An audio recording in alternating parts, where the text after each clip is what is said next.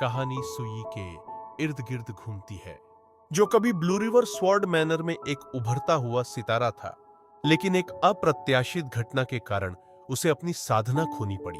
अब वह वेन परिवार के लिव इन दामाद के रूप में जाना जाता है, जिसकी शादी गुआंगलिंग सिटी की खूबसूरत महिला वेन लिंगजाओ से हुई है।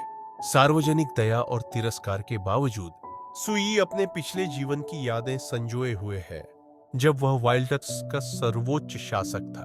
हाल ही में उसने उन यादों को फिर से जगाया, जब उसने रहस्यमय अमर तलवार नाइन हेल्स की पहली मुहर खोली, जिसकी वजह से उसे अपनी साधना खोनी पड़ी थी।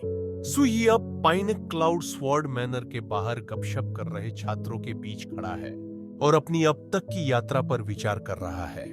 उसकी नजर वेन लिंगजो की छोटी बहन पर पड़ती है, जो अपनी सुंदरता और बर्फीले व्यवहार के लिए प्रसिद्ध है।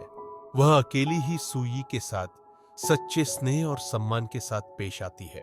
वेन लिंगक्सू ने अपने सामान्य बर्फीले मुखौटे को तोड़कर सुई का गर्मजोशी से स्वागत करके सभी को चौंका दिया, जिससे उनके साथियों में भ्रम की स्थिति पैदा हो गई। वे एक साथ विदा लेते हैं और पीछे अन्य छात्रों की कानाफूसी और ईर्ष्या छोड़ जाते हैं।